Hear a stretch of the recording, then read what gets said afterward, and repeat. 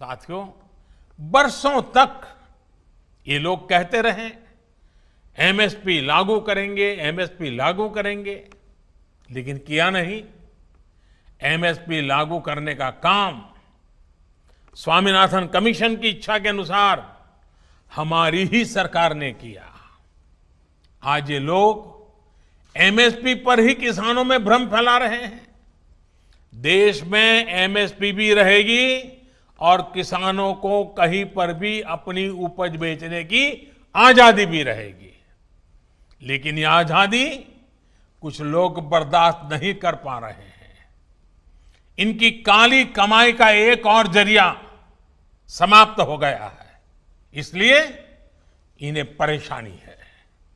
साथियों, कोरोना के इस कालखंड में देश ने देखा है कि कैसे डिजिटल भारत अभियान ने जनधन बैंक खातों ने, रुपे कार्ड ने लोगों की कितनी मदद की है। लेकिन आपको याद होगा, जब यही काम हमारी सरकार ने शुरू किए थे तो ये लोग इनका कितना विरोध कर रहे थे। इनकी नजरों में देश का गरीब, देश के गांव के लोग अनपढ़ थे, अज्ञानी थे।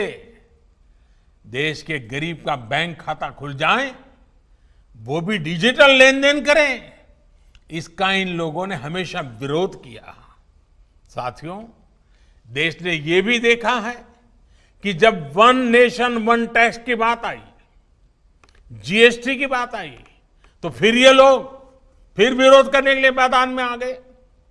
जीएसटी की वजह से देश में घरेलू सामानों पर लगाने वाला टैक्स बहुत कम हो गया है। ज्यादातर घरेलू सामान, रसोई के लिए जरूरी चीजों पर टैक्स अब या तो नहीं है या फिर 5% से भी कम है। पहले इन्हीं चीजों पर ज्यादा टैक्स लगा करता था, लोगों को अपनी जेब से ज्यादा पैसे खर्च करने पड़ते थे। लेकिन आप देखिए, इन लोगों को जीएसटी से भी परेशानी, ये उसका मजाक उड़ाते हैं, उसका विरोध करते हैं। साथियों, ये लोग न किसान के साथ है, न नौजवान के साथ, और न ही देश के वीर जवान के साथ है। आपको याद होगा, जब हमारी सरकार वन रैंक वन पेंशन लाई, उत्तराखंड के हजारों पूर्व सैनिकों को भी उनका अधिकार दिया, तो ये लोग इसका भी विरोध कर रहे थे। वन रैंक वन पेंशन लागू करने के बाद से सरकार पूर्व सैनिकों को लगभग 11,000 करोड़ रुपए एरियर के तो दे चुकी है। यहां उत्तराखंड में भी 1 लाख से ज्यादा पूर्व सैनिकों को इसका लाभ मिला है। लेकिन इन लोगों को वन रैंक वन पेंशन लागू किए जाने से हमेशा दिक्कत रही। इन लोगों ने वन रैंक वन पेंशन का भी विरोध किया। साथियों, बरसों तक इन लोगों ने देश की सेनाओं को, देश की वायुसेना को सशक्त करने के लिए कुछ नहीं किया। वायुसेना कहती रही कि हमें आधुनिक लड़ाकू विमान चाहिए, लेकिन ये लोग वायुसेना की बात कभी नहीं सुनी, उसको नजरअंदाज करते रहे। जब हमारी सरकार ने सीधे फ्रांस सरकार से रफाल लड़ाकू विमान का समझौता कर लिया, तो इनको फिर दिक्कत होने लगी। भारतीय वायुसेना के पास रफाल विमान आए, भारतीय वायुसेना की ताकत बढ़े, ये इसका भी विरोध करते रहे। मुझे खुशी है कि आज रफाल भारतीय वायुसेना की ताकत बढ़ा रहा है। अंबाला से लेकर के लेह तक उसकी गर्जना भारतीय जांबाजों का हौसला बढ़ा रही है। साथियों, 4 साल पहले का यही तो वो समय था जब देश के जांबाजों ने सर्जिकल स्ट्राइक करते हुए आतंक के अड्डों को तबाह कर दिया था। लेकिन ये लोग अपने जांबाजों के साहस की प्रशंसा करने के बजाय उनसे ही सर्जिकल स्ट्राइक के सबूत मांग रहे थे।